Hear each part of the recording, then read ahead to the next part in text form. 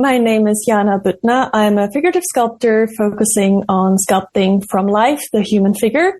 And in my spare time, I like to spend a lot of time in nature and hiking outside.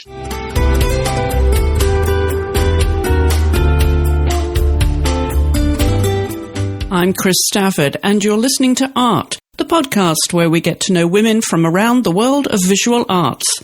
This is Season 2, Episode 4. My guest this week is Jana Büttner, a figurative sculptor who focuses on sculpting from life from her studios in Salzburg and Florence. Jana was born in Salzburg in 1997 and has what she describes as 3 half-siblings. Her mother Petra, an art teacher, is from Prague, and her father Uwe is from Dortmund. She grew up in an artistic and musical family, learning violin and piano, and visiting museums and galleries around Europe. From 2008 to 2012, Jana studied at the Musisches Gymnasium in Salzburg, where she was exposed to music, dancing, literature, and fine art. After graduating, she decided to spend a year in New Zealand, which helped her clarify her career goals. When she was 19, she was accepted at the prestigious Florence Academy of Art, where she spent 3 years studying under multiple instructors, including the founder of the sculpting program, Robert Bowden. Jana has won numerous awards and shown in exhibitions and permanent collections around Europe and the US, including FACE 2021, the Society of Portrait Sculptors at La Galleria Pall Mall in London, and the Espaço Exhibicionista Gallery in Lisbon, Portugal, as well as the Figurativas in Barcelona. She says her goal is to provoke emotions and encourage empathy in the viewer. The viewer, she says, should be engaged by the work so they can identify themselves within it. Jana, welcome to the podcast. Thank you so much for joining me all the way from Salzburg. Hello, thank you for having me. So, first of all, let's establish your location because you work from 2 beautiful locations, Salzburg and Florence. So right now we're recording whilst you're in Salzburg. So you have a studio in both places. Yeah, I have one main studio in Florence, which is like a little bit bigger and a little bit more made for working with models and all the main things. And then I have another smaller studio here in Salzburg where I occasionally do some like casting, or I take some small commissions here and there, which then I finish in that studio as well. So I'm kind of bouncing back and forth since about a year and a half between Salzburg and Florence. I'm very envious right now, Jana. Being a European, I do miss all that, the culture. I also noted earlier when we were talking that you said your sculptors have been to more places in the world than you have so far. So far, there's still plenty of time. I'm sure you will catch up with them. But do you know which countries your sculptors currently are? Oh, it's a mix of multiple ones. Of course, most of my sculptures are in Germany and Florence, just because I made them there and I have all my copies there. But then, of course, when it comes to galleries or museums or clients, they're all over the place. They're in Dubai, they're in Spain, in France, in the States, so New York, Boston, like all different places. And as we talked before, I haven't made it over to the States yet, which I hope I will catch up soon on. But yeah, so they're kind of traveled, more than I have. It's funny. And we should explain your heritage too, because you have a very interesting background. Your mother's from Prague and your father's from Germany. Tell us a little bit about your family background. Yeah, so my mum, exactly, she's from Prague, and my family has this funny, it repeats itself in history. My grandpa is German and my grandma was Czech as well, so it's kind of like matched up. And then my mum was Czech again, and then my dad is German again. I think I'll probably break this because so far I haven't met a Czech guy who I can continue this era with. But so yeah, like that's kind of like how it's been for a while. And like my dad still lives in Germany, and my grandpa also lives in Czech Republic still. And he comes to visit here and there. We go over there as well because we have like a small cottage in the woods, which hasn't had any kind of electricity past like in the past 10 years we had to, because my grandparents got older, but it's like this kind of hut where you go and escape in nature, and there's nothing really, like there wasn't even running water since a while ago. So yeah, there's still a really wonderful place we go to in the summer as well, because like in history in Czech Republic, like you weren't allowed to leave the country very much in the communist time. So it's actually really a common thing that many families and many people there have this kind of like cottage in the woods they could go for then on their holidays. So yeah. And where is your mum, Petra? Where does she live? She lives in Germany now, but really close to the border as well. So she lives literally 5 minutes from Salzburg, and my dad lives also in Salzburg. So still very, very like close to the border. So when people ask where I'm from, I usually go more for Austria because it's so close to the border. That also I went to school. I spent most of my life actually in Austria just because all my schools were there as well. So there's just a train line, which within 10 minutes you're in Salzburg. So, I've been border hopping a lot. Which is easy to do in Europe. Yeah, super easy compared to the States. Exactly. And now you were born in Salzburg then. Yeah. And you have an interesting group of siblings, shall we say. I think you told me 3.5. So explain your family network there. Patchwork family.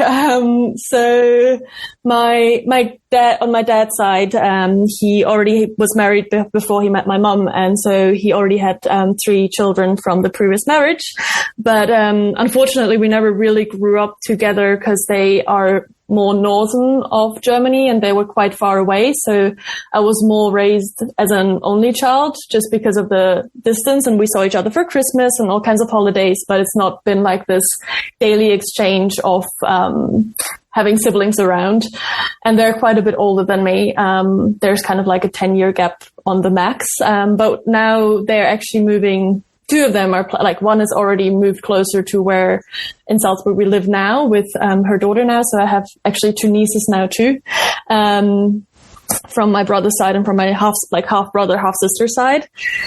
And so they've the relationship has always been actually really nice, which I think it's really good to have. And yeah, so that's where that is coming in. That's a snapshot. Now, I know you have some artistic background in your family, but where did the sculpting come from for you, Jana? Where was the origins of that and the early interest? Well, this is always the question, which is like, I should be like by now routine to answer this, but it's kind of, I have not fully figured it out where exactly sculpture came from. Like I've been always very interested, and I think it was more like also raised in a way that we always supported art a lot, or my mum was always the one who was going to museums with me. She played the violin as well, so I learned as a small child as well to play the violin, and then I wanted to learn piano, and I danced ballet and step dance. And so I was really, really lucky to be brought up in a place where art has been always really supported. And then I think like when we went to museums, of course, you admire the art. And as a child, of course, I was blown away by the works. But I think society never really tells you, oh, but you can do this as a job as well. Like you can earn some money with this. Like it's nothing which I think is like the immediate thing. Oh, you can be an artist. Like it's not on the job offer right away. So for me, that was always something I knew was nice. And I was always creating like artworks as well, because we went to like riverbeds and we got our own clay, and then I was making like little figurines with like dragons and lions and these kind of things. And we went on holidays and got our own pigments and in France, and then made our own paint and painted with it. So my mom has always been really creative with that. And also she's been giving like classes for children, how to like, just explore any kind of creativity combined with like music or just, different materials. So it came through that. But I think I didn't know that I would pursue this as a career actually until I was 16, 17. Although I went to a school which was focusing on sculpting, but I feel like at that time I was not 100% sure if I found the right material, because that school was also in Austria, and the school was focused very much on wood carving and stone carving. So the 4 years were mainly carving in wood. And then in the last year, we kind of touched clay and figurative work. And when I started to do that, I was sure that I want to explore that field further. I kind of I found my language in art. But that just happened actually quite late. And while I was at the sculpting school, I enjoyed all of it, but I think it was just maybe not the right material I found most comfortable in to express myself. And also it might have not been the right subject, because I think in the arts nowadays, it's not the most common path.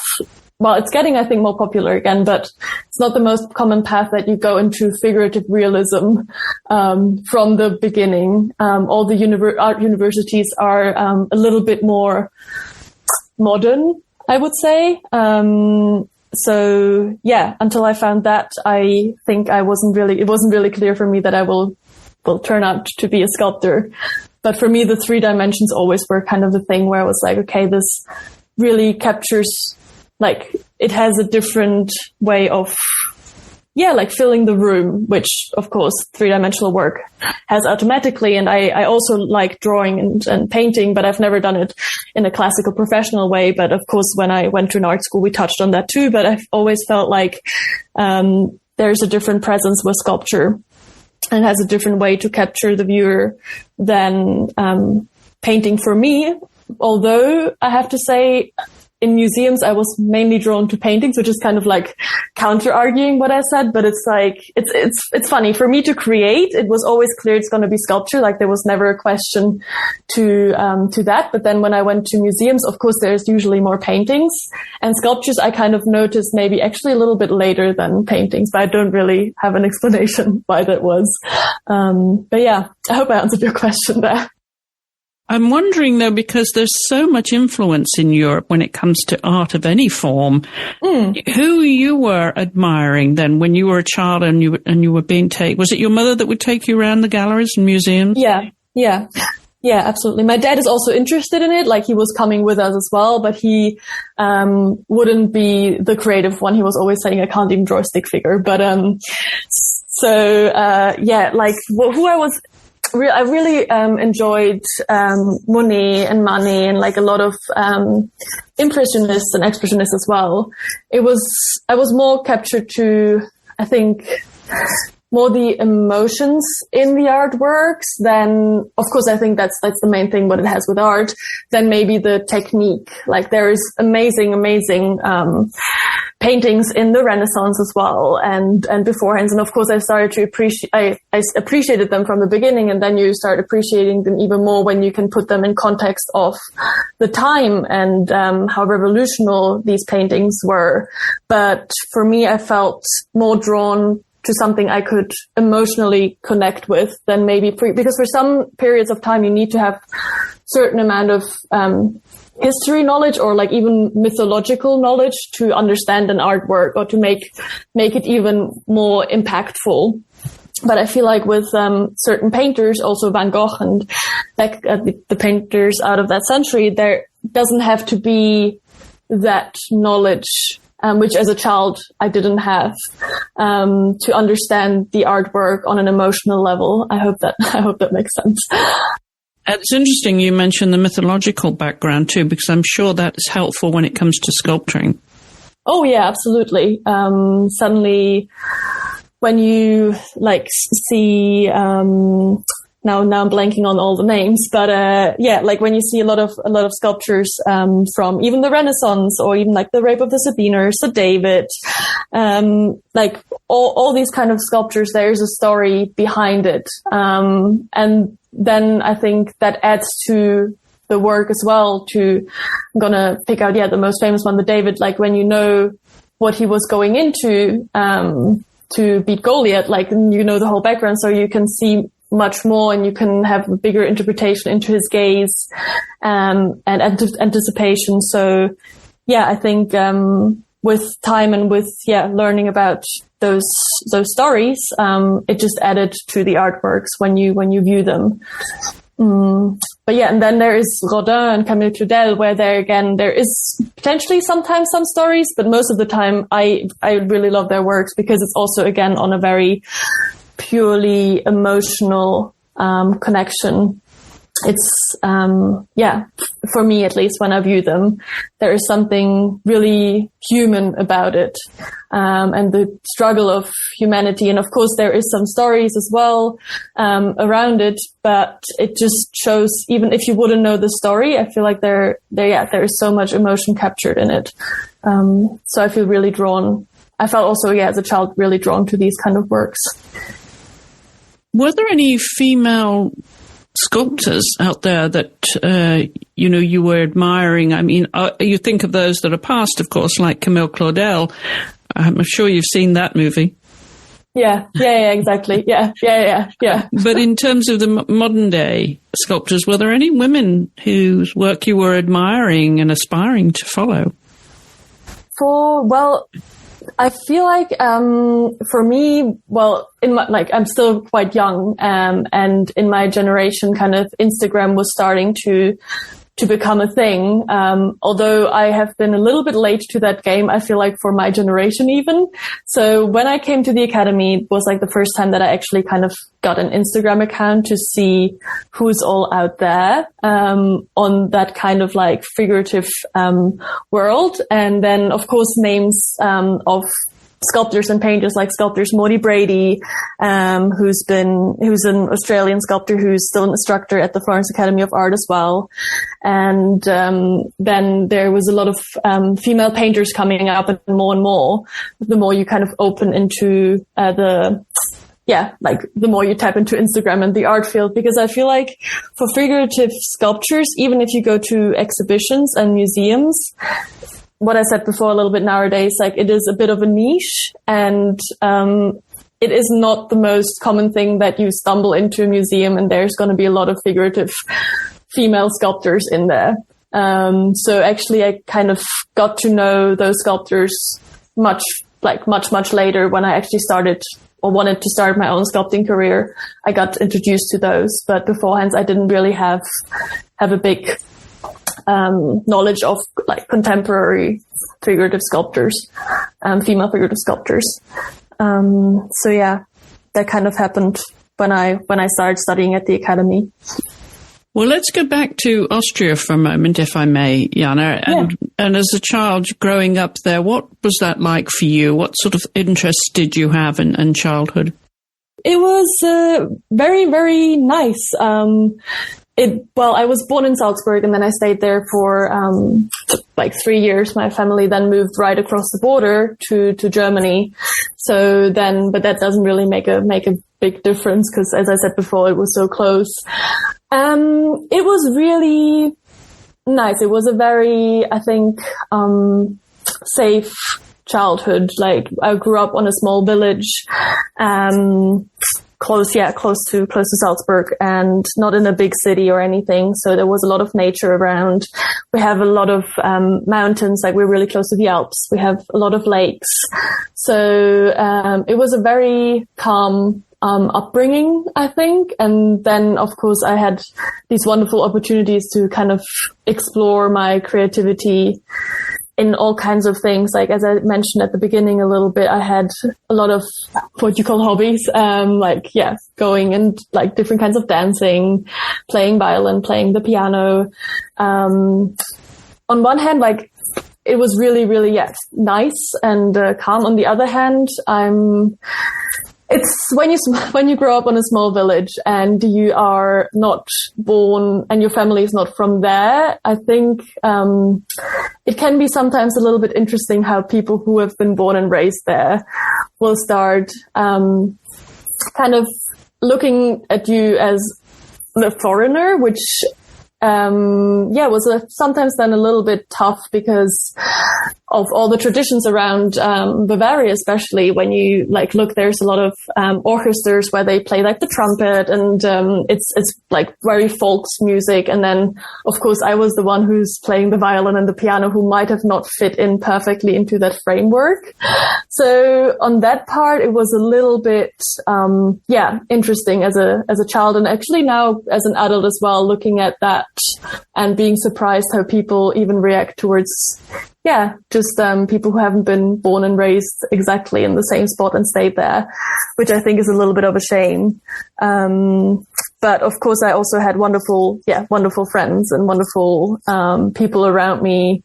But it's just something when I look back on it where I'm like, I don't know if I would want to live that rural again for my future life. But you never know. Many people come back to where they were born and raised, so we'll see. But for now, I feel like I'm a bit more comfortable on the Florence is still a small city, and Salzburg as well, but a little bit more central to where more people are around. So given all those cultural influences and your parents obviously encouraging you with your artwork, you said it was not until you were a teenager that you had a sense of where you really wanted to go, because you had wonderful education when you did decide it was going to be art. So what was that sort of period like as a teenager, making those big decisions, those life-changing decisions as to the direction you wanted to take with your art?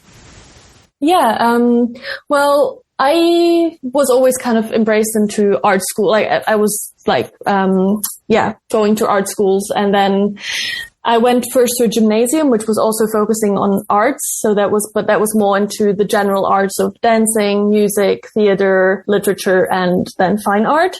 And then after 4 years, there's an option to change schools. And that was already the first thing where I was then going and saying, okay, I'll focus on going on into a sculpting school, because it seemed like I had a natural kind of inclination into more like the fine arts region, and then sculpting.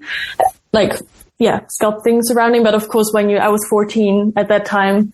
So I wasn't 100% sure what my future is going to look like. And then when I went to the sculpting school, as I mentioned, we did a lot of, different materials. And, then of course for some people, it's been always really, really clear what their future is going to be like. But when I graduated from that school, and I met the right people, I think, at the right time. I think it's nearly like, if you want to call it fate. I've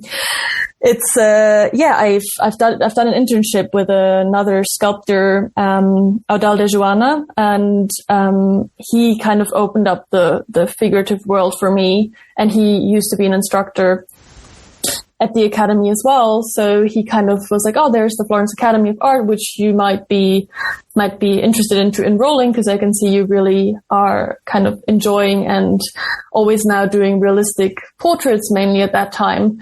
So he kind of introduced me to that school. And at that point, I wasn't even 100% sure if I can make it, because of course it's a private school as well. It costs quite a good tuition, which I know in the States that's totally normal. In Europe, usually education is for free, so of course that was one thing as well. So I actually decided to go and travel New Zealand for a year to kind of figure out what I want to do with my life in a way. So and then there, of course, traveling with an armature and traveling with clay as a backpacker wasn't really an option. So that really made me miss sculpture a lot. So I think that was one of the things where I was like, okay, this is something which I really want to pursue. And there, the only options I had was like drawing a little bit and writing a little bit. But then, I actually ended up making one sculpture there because I really, really missed it. So I kind of bought some clay, made myself a wooden armature, and made like a very, made just like a very rough portrait. But, after that, I kind of knew, because I missed it, that I would want to pursue that career. And when I came back I still enrolled while I was in New Zealand to the Florence Academy of Art to see if I applied for it to get accepted. And when I got accepted, I yeah, I had some time still in Germany. I did some random jobs, waitressing and these kind of things to get some money. And, then moved over to Florence to start my education there. So, yeah. So going to such a prestigious academy as the Florence Academy of Art, was that something that, was intimidating in some way, or did you feel confident, well, this is absolutely what I want to do, and you went into it, with enthusiasm and a confidence that this is the direction you're going in now? By then I was pretty sure that this is what I wanted to do. Since I think I had this time to kind of evaluate and think about what I wanted to do. And, of course, the Florence Academy of Art, I think in the fine art world has a pretty big name for the academies, around, I think, even the world, let's say. But I knew that when I went there, I was sure this is going to be the path I want to take. And of course, there could be, I could have still changed my mind, but I was 99% on it that I was okay, this is going to be it from day one on. Yeah. And Sue, how old were you then when you went to Florence? I was 19 when I went to Florence. Yeah. I'm curious what you took with you from New Zealand. What were your takeaways from that year down under?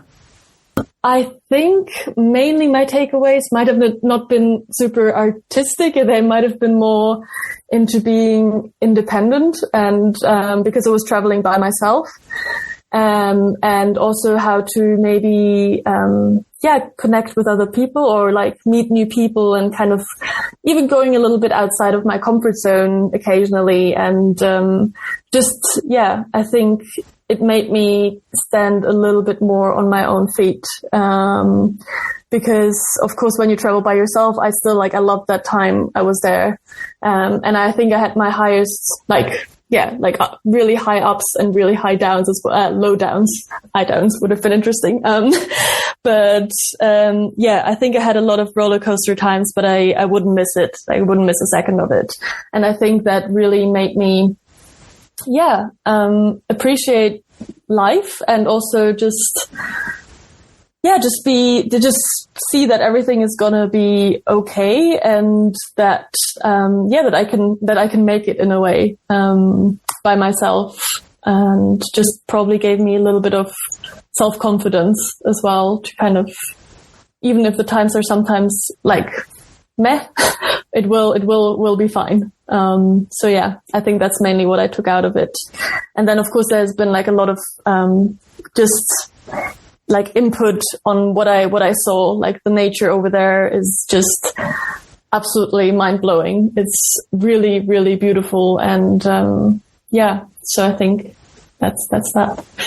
In addition to that, of course, you managed to polish your English. So how many languages do you speak now? Well, fluently 3. My Italian should be better after the time I've spent there. I understand it well and I can speak without conjugating my verbs correctly. But I can get around quite well. But since I've mentioned this to you a little bit before, but the bubble we're in is English speaking at the academy.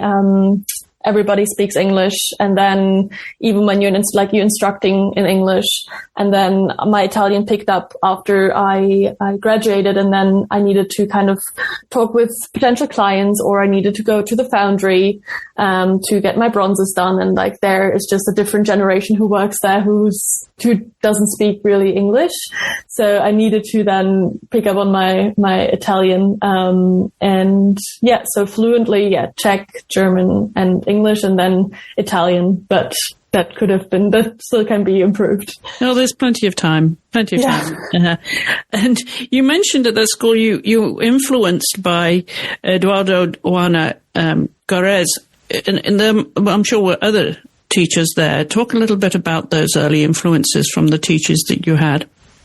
Yeah, there have been, as I mentioned before, there's been Maudie Brady, who was a student at the academy, but then she left as well, and came back as an instructor a couple of years later, and also then was one of my instructors. But the first person, I think, who founded the program as well, at the academy was Robert Bodum, who now is running a studio in Athens. He unfortunately left the academy quite early after I enrolled, because he wanted to open his own studio in Athens.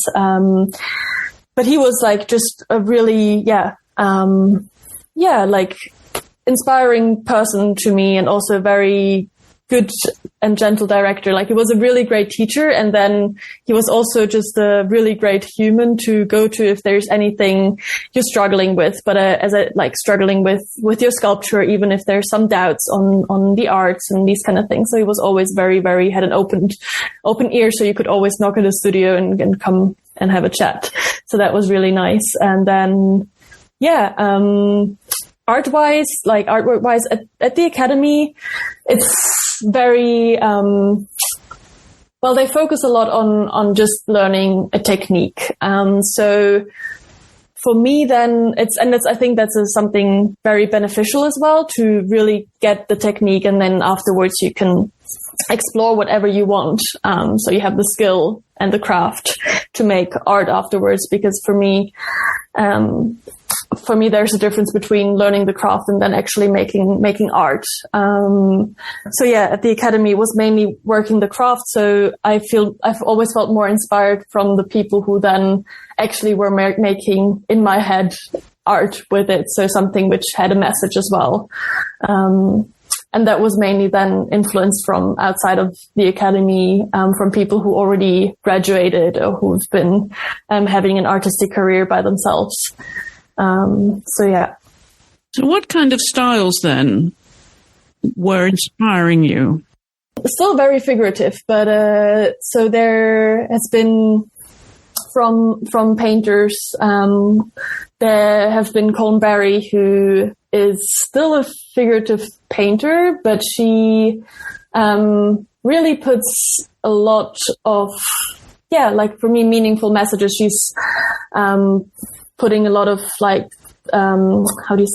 relationship between mother and child on her paintings, and she just kind of uses color and just kind of uses symbolism in some ways to kind of get an emotion across. So I think these kind of works were always a little bit more powerful to me. It's a similar thing what I had, I think, in my childhood, that I felt always more drawn to not the technically perfect things, but more to the emotional things. Like by now, if something is a little bit wank with proportion, like if there's a little bit of a too long of a leg, or if there is something which anatomically might not be fully correct, but it's for the benefit of the artwork, I would always feel more drawn to that. Also in my own work, I always go more into, okay, maybe the ribcage can't really do this, but it will be better to show the emotion I want, and it will be also better for the artwork itself regarding composition, for example. So it's been always more, it's still figurative, but it's more, like having a message and an emotion behind it. And at what point then were you starting to sell your work and realizing that you could make a living out of this? Well, I'm a little bit of when it comes to my work, and I probably also a little bit to my, passion here. I like to have things planned out, a little bit. So I was trying to already, while I was enrolling at the academy, I was trying to organize my own exhibitions with my works I made, as side projects at the academy, because of course the curriculum at the beginning doesn't give you nice artworks, and it's, as I said, it's studies. So we did like a lot of David features, and then we made a skull, and then we started with our first portrait. But all these works have been really my artworks. It's been more studies, but I've always made some on the Saturdays and Sundays. I've always went into the academy and did my personal works, which I felt more connected to. And so by the end of my first year, I at least made I can't really remember fully, but 7 works, which I felt like I could show in an exhibition. And then I've tried to organize smaller shows around my neighborhood in Germany. So I was going to Salzburg to see if there's any kind of I don't know what the English word is properly for this, but cultural rooms, like that, with the lack of a better word, like places where you can just expose your work for free, and it's not a gallery, it's more like an event room. So I was trying to find these rooms, and I was lucky to find every year since 7 years, I've been repeating this with my best friend. She's a painter and an illustrator, and we've been repeating this exhibition since my first year at the academy as well, that I've been trying to expose somewhere, because I knew that I needed to, I knew for myself pretty early on that I wanted to be an artist, and I wanted to sustain myself from my artwork. So I needed to put that work in and get my name out there somehow, so I can live of this in the end as well. So I was starting to sell here and there very briefly in my first year, but I think I can count on one hand how many works I've sold. And then I've been, repeating kind of these shows every year. And then I was starting, when I felt a bit more confident, into applying into competitions in London, in Barcelona, in New York, and trying to get my works exposed in group shows as well.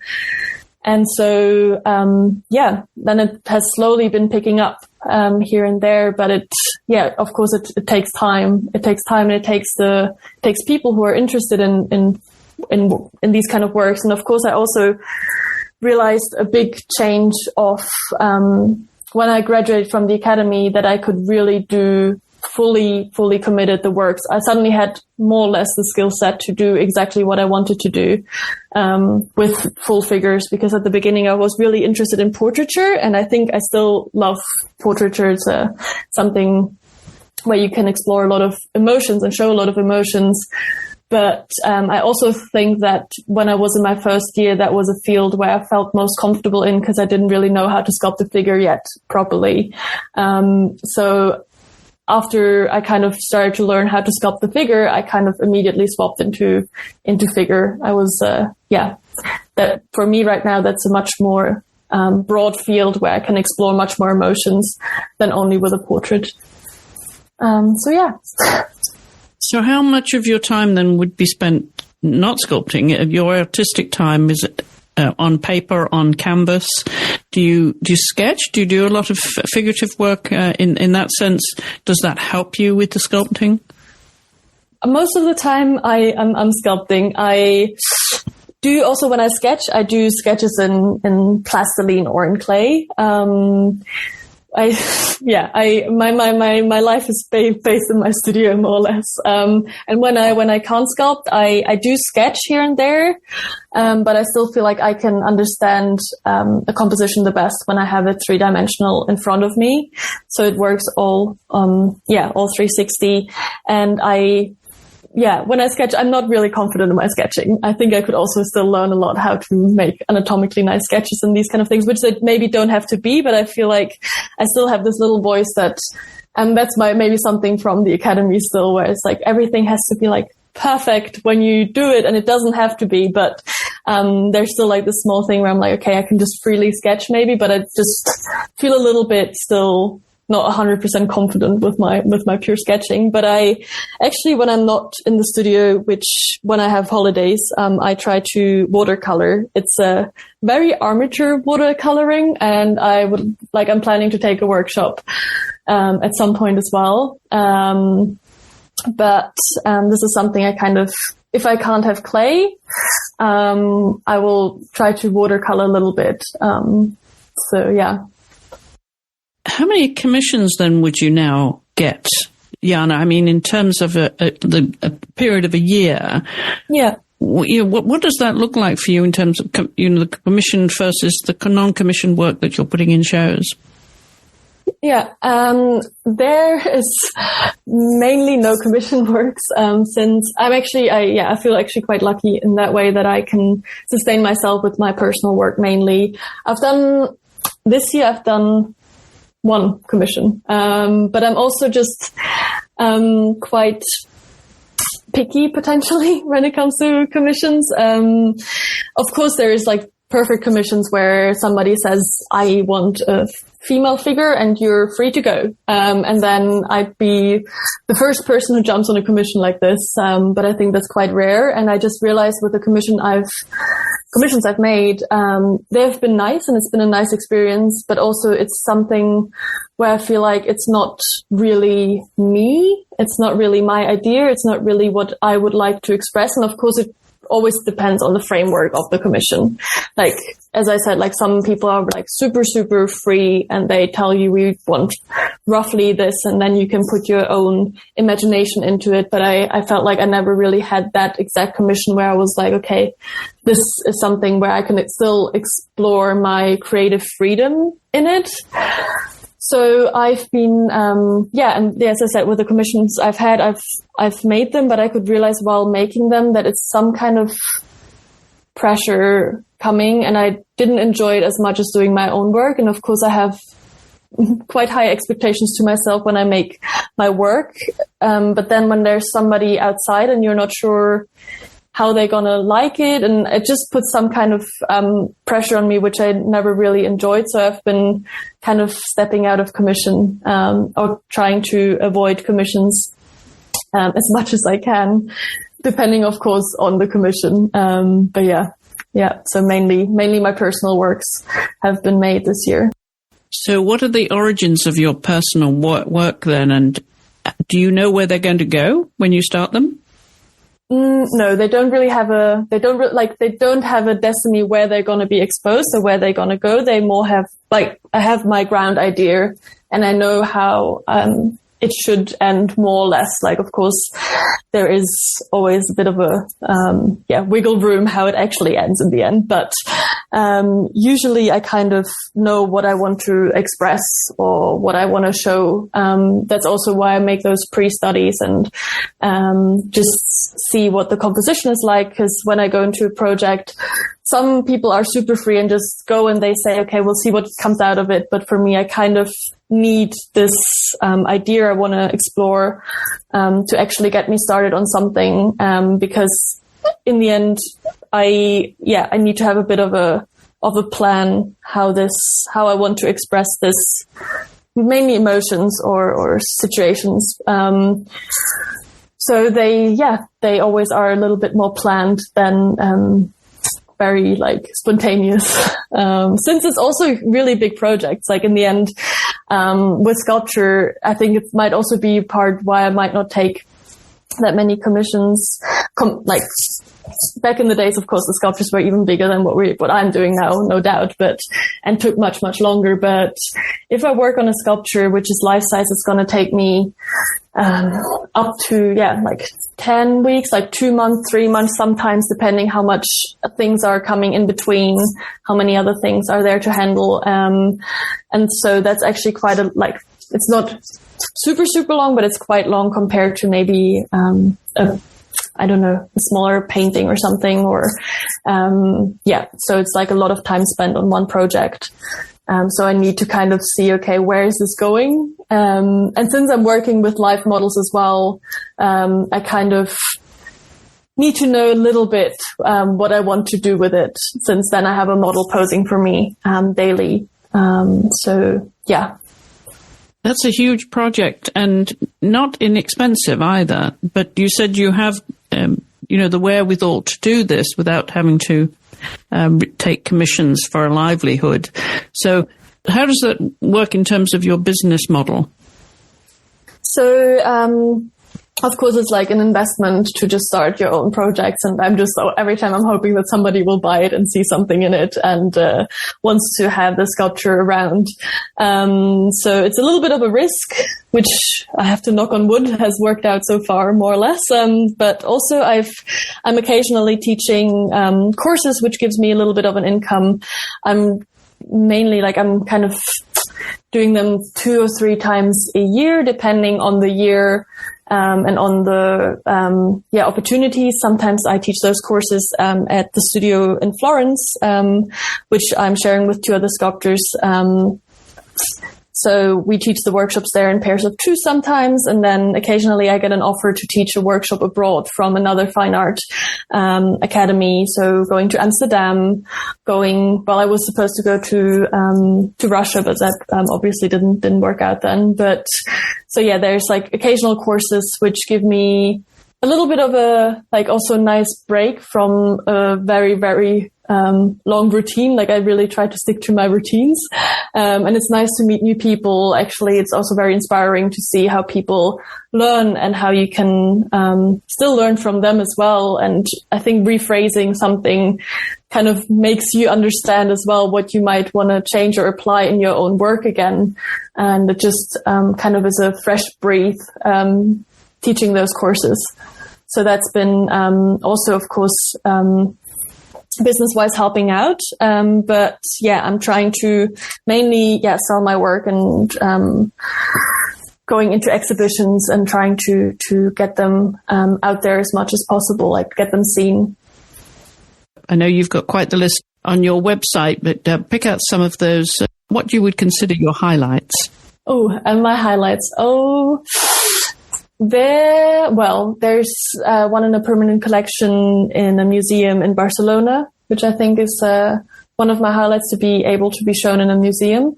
So that, and then there has been an exhibition in Paris, which I think was really wonderful as well, where I've got an opportunity to work with a foundry and get there was like a prize as well to then work with a foundry, and they were making a bronze statue for free.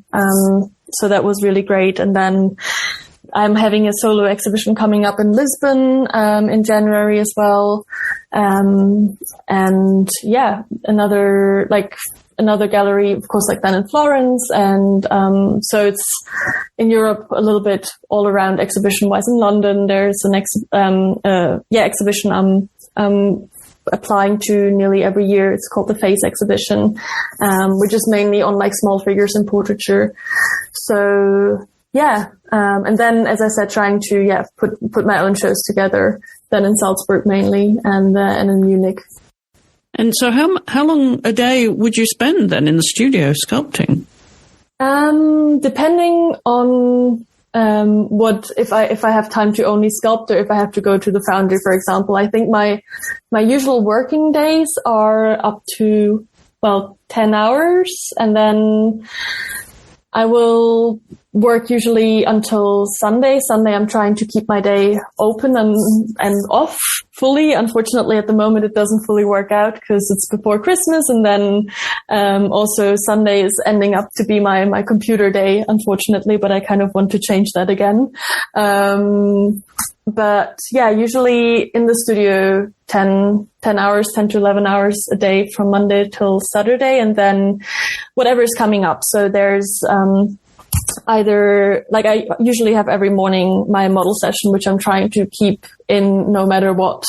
It's kind of a routine where I'm like, I don't want to skip this for any other thing, no matter how much work there is. I need to have my 3 hours with a model. So usually from 8:30 until 11:30, I'm having a model who's posing for a project I'm working on at that time.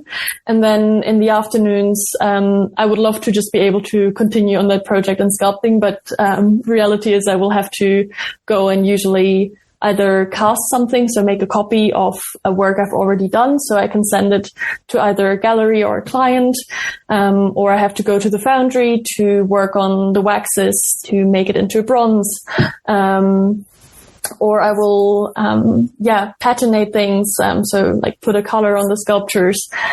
So usually that's kind of how the day is filled, but I'm trying to put more time again into just sculpting. So I've been trying to have somebody at least come in once or twice a week to help me out with the casting of the things, because that's only kind of manual labor work. There's unfortunately nothing really creative about it. It's just, like very routine work of making a copy of an already existing sculpture. So I've been trying to kind of balance that a little bit more into only being able to sculpt or to draw. But yeah. Well, it's very physical work, of course, being a sculptor. So I'm wondering what you do for fun to unwind and after a day in the studio.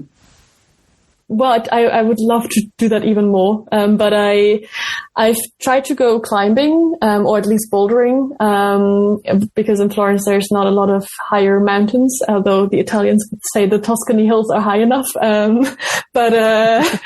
Yeah, so I do a little bit of boulder. So sports really helps me, and boulder especially, or climbing, it really balances me out, because suddenly you have to turn off your head, which for me, it's most of the time running. And then you just have to focus on how you use your body and how you use your strength to kind of manage a road to climb up. So suddenly your brain is totally focused on something entirely different. And that really helps me to just turn off.